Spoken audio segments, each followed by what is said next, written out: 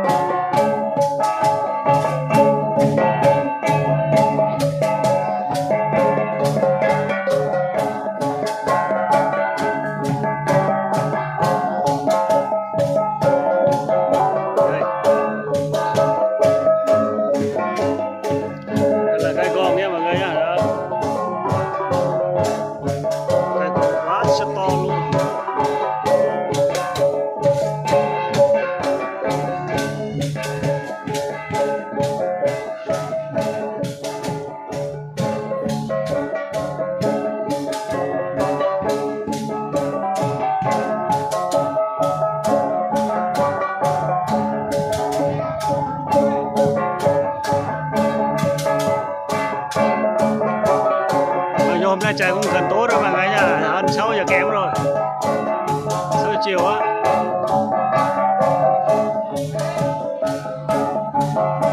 Bây giờ nhảy qua nhà ma bên kia nữa.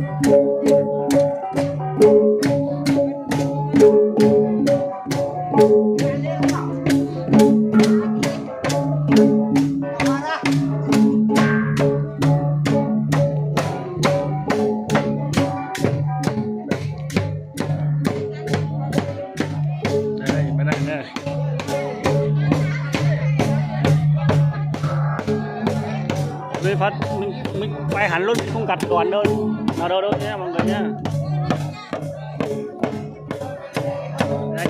Anh này thằng này rất trẻ luôn này.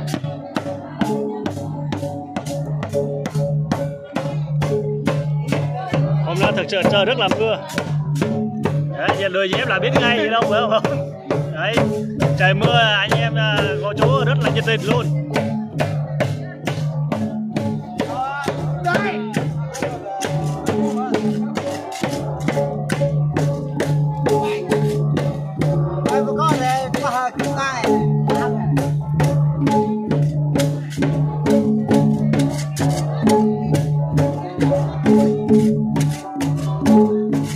Hôm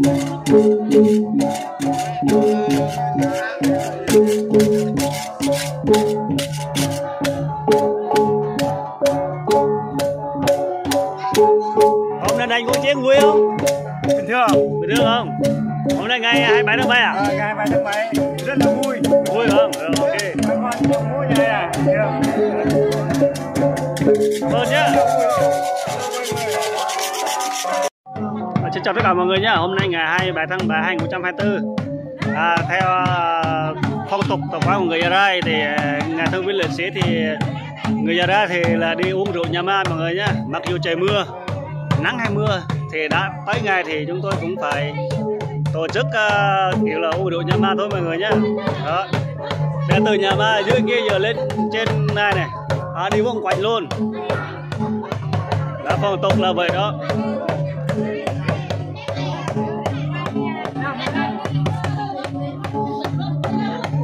Rồi chiến đấu sắp tới mình rồi. Dưới kia một nhóm đám ma bên kia đây này, ở trên là bốn nhà ma mọi người nhá.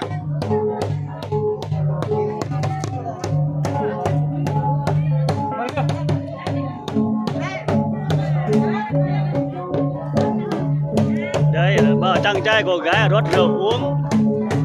Người thì nhảy múa, người thì cho rượu.